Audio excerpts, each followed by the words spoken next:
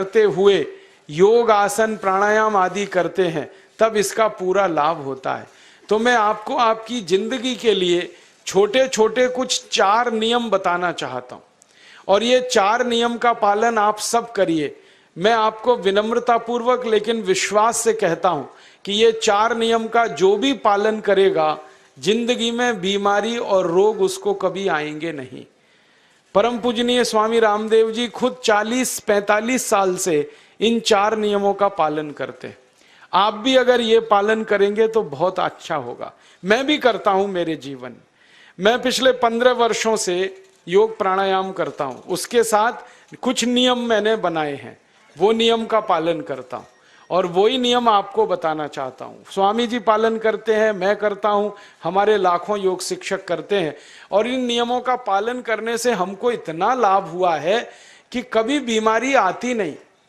15 साल से मैंने हर बार मेरा बीपी चेक किया, नॉर्मल है, शुगर नॉर्मल है, ट्राइग्लिसराइड्स नॉर्मल है, कोलेस्ट्रॉल नॉर्मल है।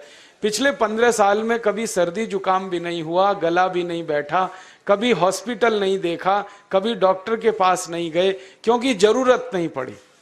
और वो जरूरत नहीं पड़ी क्योंकि हम निरोगी हैं, स्वस्थ हैं। ये निरोगी और स्वस्थ होने के लिए आयुर्वेद की एक छोटी सी जानकारी आपसे मैं शेयर करना चाहता हूं। आयुर्वेद में यह कहा गया है कि किसी भी व्यक्ति को निरोगी होना है, रोग मुक्त होना है, तो अपने जीवन में 3 बातों का ध्यान रखे। अपना वात, पित्त और कफ तीनों का संतुलन रखे। वो 3 तरह के दोष हैं हमारे शरीर में, वात, पित्त, कफ। आपने सुना होगा ये त्रिदोष आधारित शरीर है। जब वात बहुत बिगड़ जाता है तो 80 से ज्यादा रोग आते हैं।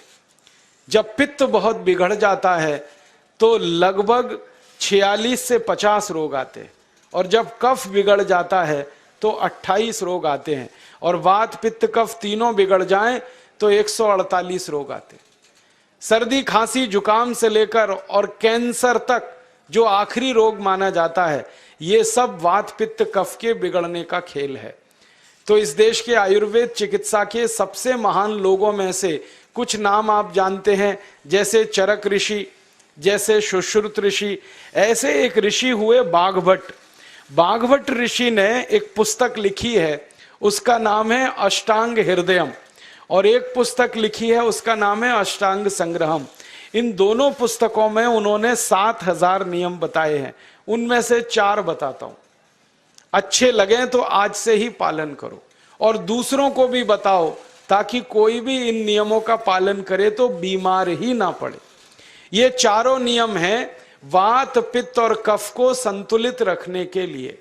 अब वात, पित्त, कफ तीनों एक साथ आपके संतुलित रहें तो उसके लिए पहला नियम है खाना खाने के तुरंत बाद पानी नहीं पीना। ये पहला नियम है। आप बोलेंगे ये तो बड़ी मुश्किल बात है, खाना खाते ही पानी पीते हैं हम तो सबके सब, और बिना पानी पिए खाना ही नहीं खाते। कई लोग तो खाने से ज्यादा पानी पीते हैं, खाना कम खाते हैं, पानी ज्यादा पीते हैं। ये खाना खाने के बाद पानी कभी भी नहीं पीना, क्योंकि महर्षि बाघभट्ट कहते हैं भोजनांते विषम वारी, माने भोजन के अंत में पानी पियो तो जहर के पीने के जैसा है। इसलिए वो कहते हैं कभी भी खाने के तुरंत बाद पानी मत पियो। अब आप मुझे पूछोगे क्यों नहीं पिए, कारण बता दो। कारण मैं बताना चाहता हूं सरल भाषा में। हम जब खाना खाते हैं ना तो पेट में सारा खाना इकट्ठा होता है।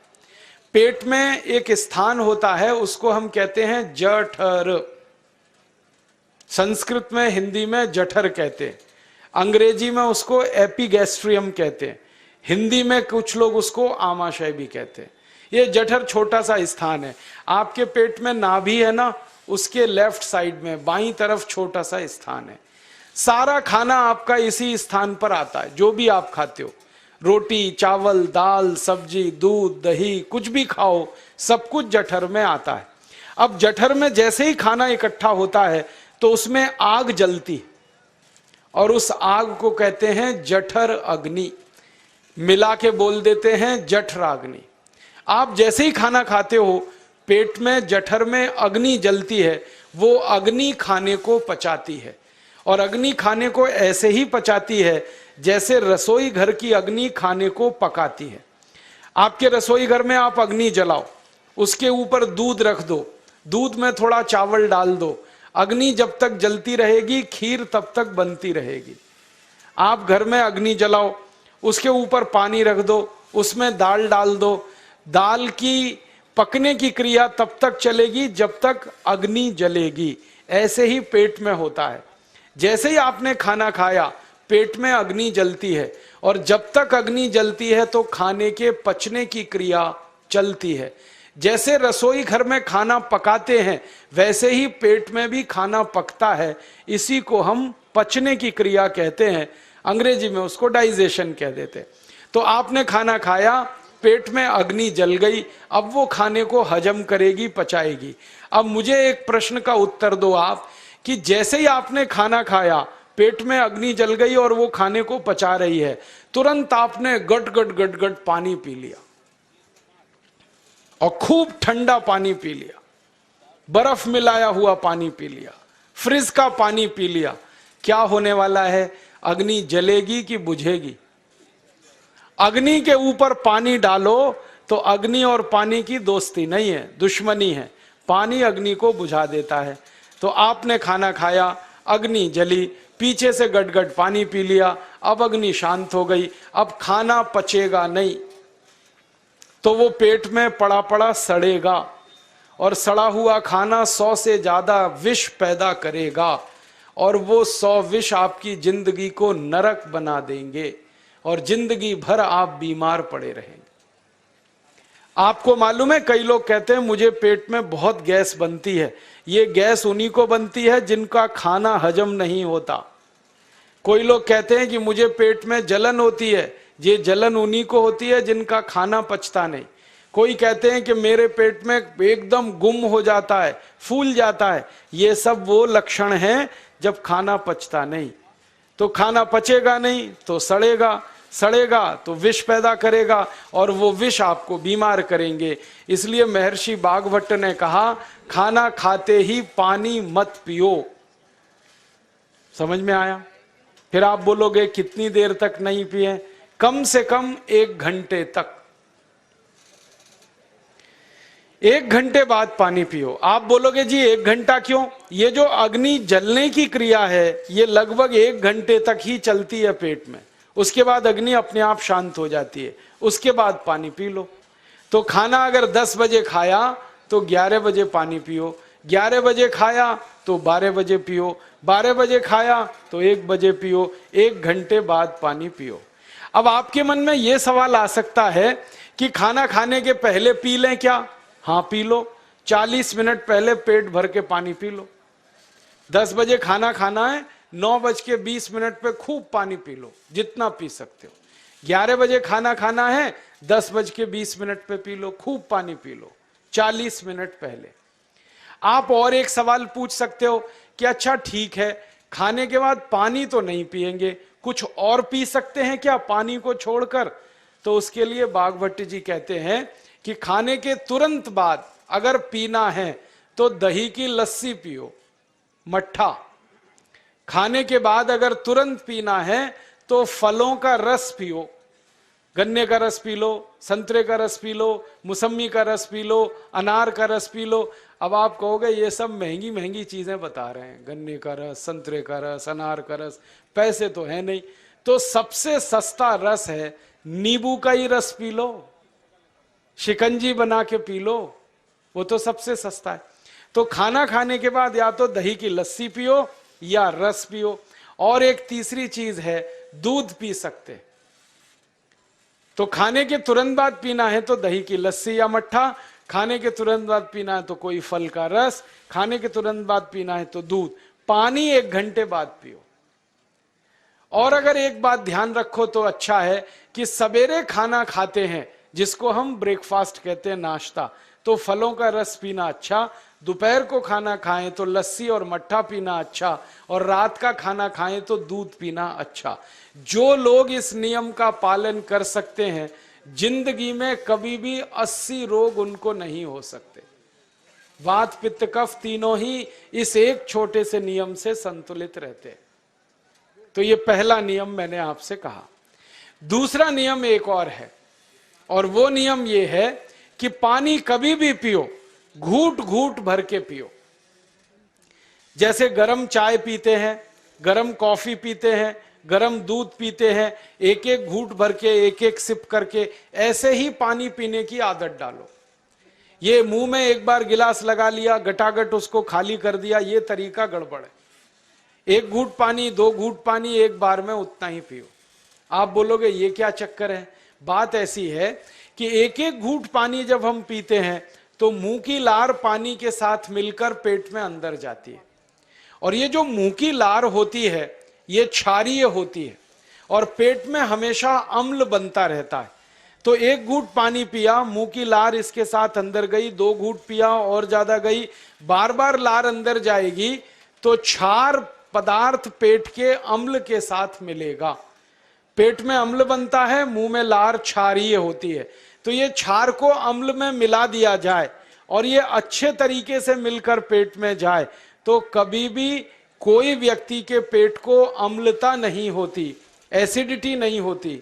और पेट में अम्लता नहीं होती तो रक्त में अम्लता नहीं होती, और जिनके रक्त में अम्लता नहीं होती उनकी जिंदगी में कभी भी वात पित्त कफ के असंतुलन की स्थिति पैदा नहीं होती। इसलिए पानी घूट घूट करके पीना। मैं आपको एक छोटा सा मेरा ऑब्जर्वेशन बताता हूं, परीक्षण। आप भारत देश में या दुनिया में कहीं भी जाओ, मनुष्य को छोड़कर पशु पक्षियों को देखना शुरू करो, वो पानी कैसे पीते। किसी चिड़िया को पानी पीते हुए देखो, किसी पक्षी को पानी पीते हुए देखो, वो चोंच के एक बूंद ही के बराबर ही पानी उठाता है। एक बार में एक बूंद पानी लेगा, फिर थोड़ी देर चोंच चलाएगा, फिर पिएगा, फिर दूसरी बूंद लेगा, फिर चोंच चलाएगा, फिर पिएगा, फिर तीसरी बूंद। एक एक बूंद पक्षी पानी पीता है। कुत्ते को पानी पीते हुए देखो, चाट चाट के पानी पीता है। शेर को पानी पीते हुए देखो, चाट चाट के पानी पीता है। जितने जानवर चाट कर पानी पीते हैं, जितने पक्षी एक एक घूंट पानी पीते हैं, किसी भी पक्षी और किसी भी जानवर को डायबिटीज नहीं है, किसी को अर्थराइटिस नहीं है, कोई पक्षी ओवरवेट नहीं है, कोई पशु ओवरवेट नहीं है। वो सब स्लिम और ट्रिम हैं, क्योंकि वो इतने होशियार हैं कि पानी चाट के पीते हैं या घूट घूट करके पीते। अब मुझे ये हैरानी होती है कि ये पशु पक्षियों को कौन सिखाता है? वो अपने जन्म से ये ज्ञान सीख के आते। उनका कोई गुरु नहीं है, उनका कोई विद्यालय नहीं है, उनके कोई प्रशिक्षण शिविर नहीं लगते, फिर भी उनको इतनी अकल है कि पानी घूट घूट पीना। और हम ये मनुष्य जिनके इतने गुरु, इतने विद्यालय, इतने कॉलेज, सीखने वाले, सिखाने वाले, और हम मूर्खों के मूर्ख गटागट गटागट पानी पीते रहते। तो पानी पीने का तरीका बदल दो, घूट घूट भर के पानी पियो। ये दूसरा नियम है। तीसरा नियम है कि जिंदगी में कितनी भी प्यास लगे, ठंडा पानी कभी मत पियो। बर्फ डाला हुआ पानी, फ्रिज में रखा हुआ पानी, वाटर कूलर का पानी जिसका तापमान बहुत कम है, ये कभी मत पीना। क्यों? क्योंकि शरीर आपका गर्म है और पानी ठंडा है। अब होता क्या है वो मैं समझाता हूं सरल भाषा में। पेट तो गर्म है, अब इसमें ठंडा पानी डाल दिया आपने, तो अंदर झगड़ा होता है। और झगड़ा क्या होता है? या तो पानी पेट को ठंडा करेगा या पेट पानी को गर्म करेगा। अगर पानी ने पेट को ठंडा कर दिया तो पेट के ठंडा होते ही हृदय ठंडा होता है, हृदय के ठंडा होते ही मस्तिष्क ठंडा होता है, मस्तिष्क के ठंडा होते ही आदमी ठंडा होता है, और आदमी ठंडा होते ही राम नाम सत्य होती है। आपको मालूम है, जब शरीर ठंडा पड़ जाता है तो घर में भी नहीं रखते, निकाल के बाहर सड़क पर रख देते। जो घर आपने बनाया अपनी मेहनत से, शरीर के ठंडा पड़ते ही निकाल बाहर करते हैं उस घर में से, और फिर चिल्लाने लगते हैं, लेके जाओ, जल्दी लेके जाओ, इसको जला के आओ। माने ठंडे शरीर की इज्जत नहीं है। तो ठंडा पानी क्यों पी रहे हो भाई? बंद कर दो। कोई जानवर ठंडा पानी नहीं पीता, कोई पक्षी नहीं पीता। तो आप ये ठंडा पानी पीना बंद करो, सादा पानी पीना शुरू करो। और गर्मी के दिनों में बहुत अगर आपको तकलीफ है तो मिट्टी के घड़े का पानी पी लेना, फ्रिज का और बर्फ का नहीं पीना। ये तीसरा नियम है। और चौथा और आखिरी नियम है कि आप सवेरे ही सवेरे जब सोकर उठते हो तो सबसे पहले पानी पियो। जैसे ही आपकी आंख खुल गई तो पहले 2-3 गिलास पानी पी लो, उसके बाद आप टॉयलेट में जाओ। उठते ही पानी पियोगे तो 2 फायदे हैं। पहला फायदा यह है कि पानी पेट में जाकर बड़ी आंत को साफ करता है, और जैसे ही बड़ी आंत की सफाई होगी पेट पे दबाव पड़ेगा और आप संडास घर में जाएंगे, 2-3 मिनट में पेट आपका साफ हो जाएगा। जिनका पेट सुबह एक बार में साफ हो जाता है उनकी जिंदगी में कभी रोग नहीं आता। इसलिए सुबह सुबह उठते ही पेट साफ होना जरूरी है। और उठते ही पानी पियोगे तो मुंह की जो लार है वो पानी के साथ मिलकर अंदर जाएगी। सुबह पेट में एसिड की मात्रा ज्यादा होती है, इसलिए लार का पेट में जाना बहुत जरूरी है। इसलिए सुबह उठते ही पानी पीना बहुत जरूरी है। ये 4 नियम हैं आयुर्वेद के। पहला नियम, खाना खाने के 1 घंटे बाद पानी पीना। दूसरा नियम, पानी को हमेशा घूट घूट भर के पीना। तीसरा नियम, कभी भी जिंदगी में ठंडा पानी नहीं पीना। और चौथा और आखिरी नियम, सवेरे उठते ही सबसे पहले पानी पीना। 4 नियमों का पालन जो भी अपने जीवन में कर सकता है वो वात पित्त कफ तीनों को संतुलित रख सकता है। और जिसका वात पित्त कफ संतुलित है उसके जीवन में बीमारी नहीं आती है। और जो बीमार नहीं पड़ते हैं वो स्वस्थ और तंदुरुस्त और सुखी रहते हैं। उनकी जिंदगी का खर्चा कम होता है और देश का भी बहुत सारा पैसा बचता है।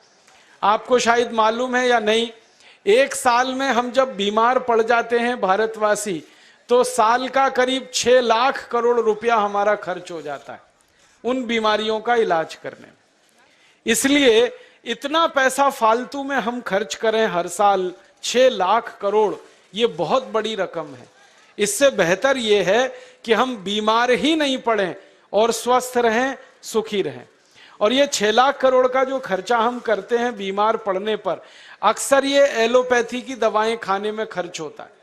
और जो एलोपैथी की दवाएं हम खा रहे हैं जैसे paracetamol, Baralgan, Butazone, Oxyphen Butazone, aspirin, Disprin, Novalgin, ये सब ऐसी खराब दवाएं हैं जो दुनिया के देशों में 20 साल पहले बंद हो चुकी हैं, भारत में धड़ल्ले से बिक रही हैं और हमको बीमारियों से ज्यादा गंभीर बीमारियों में फंसा रही।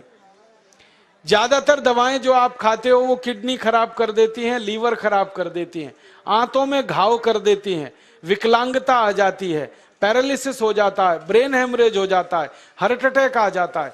दुनिया में लगभग इस समय 84,000 दवाएं बिकती हैं और आपको सुनकर हैरानी होगी उनमें से मात्र 117 दवाएं हैं जो काम की हैं, बाकी सब बेकार की दवाएं हैं। उन बेकार की दवाओं को खाकर हम 6 लाख करोड़ खर्च करते हैं। ये बहुत दुख और अफसोस की बात है। और ये 6 लाख करोड़ का खर्चा समाज के वो लोग करते हैं जिनको जिंदगी में हर समय अपना आर्थिक स्थिति को देख के चलना पड़ता है, जिनकी आमदनी बहुत नहीं है, जिनके घर में आमदनी के बहुत ज्यादा साधन नहीं है, उनको ये पैसा खर्च करना पड़ता है। तो कई बार क्या होता है, किसी का घर बिक जाता है, किसी का खेत बिक जाता है, किसी के घर के गहने गिरवी रख जाते हैं, किसी को कर्ज लेना पड़ जाता है, किसी को कर्ज लेकर दोबारा कर्ज लेना पड़ जाता है।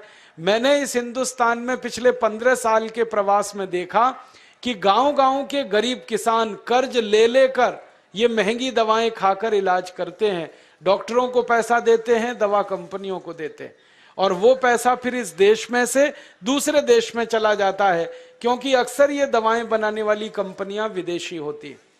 तो हम 6 लाख करोड़ खर्च करें अपने खून पसीने की कमाई का, उससे अच्छा ये है बीमार ही ना पड़े, दवा खाने की जरूरत ही ना पड़े, तो हम सुखी रहें, स्वस्थ रहें। तो योग प्राणायाम करें, 4 नियमों का जीवन में पालन करें, बहुत आसान है आपके लिए।